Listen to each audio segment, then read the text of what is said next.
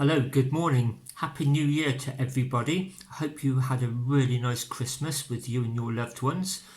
This is a quick video about my Garmin Edge 200.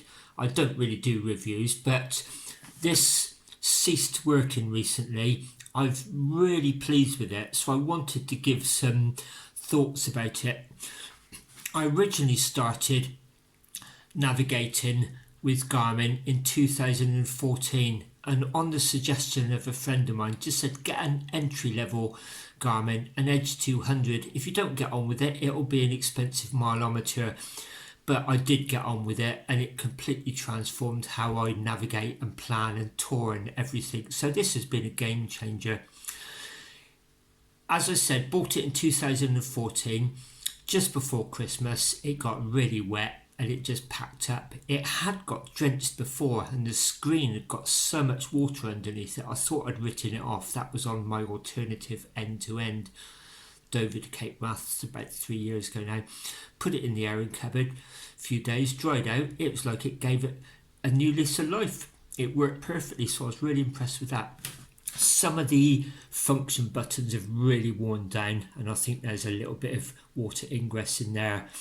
And this weatherproof seal, I've had to glue that in a couple of times, but apart from that it's been fine. But after the recent soaking, it just will not work any longer.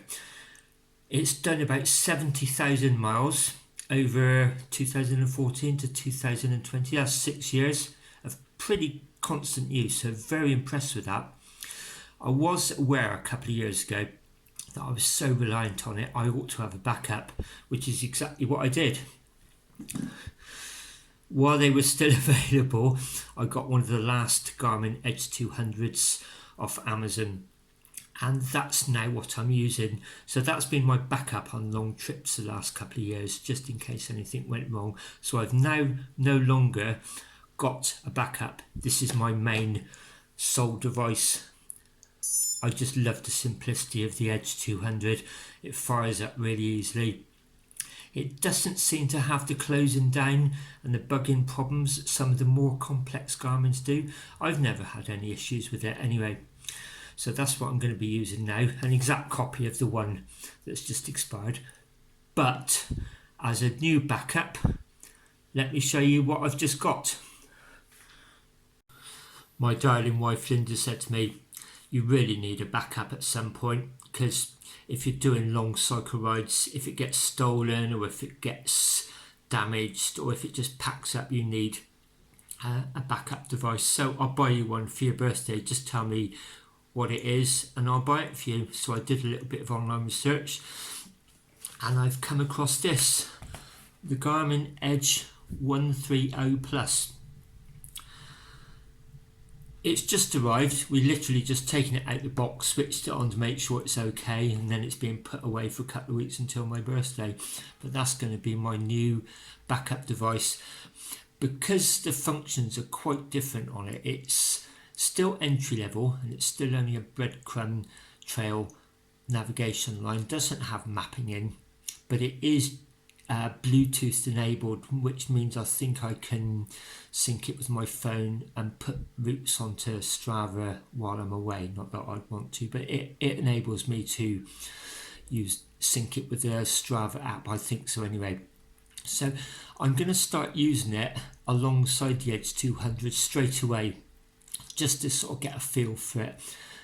I wouldn't want to be forced to use it and then suddenly have to learn how to use it overnight. So that's the plan. So towards the middle of February onwards, I'm going to be going off on my rides with two Garmins. This one just to get a feel for how it works, as well as my trusted Edge 200.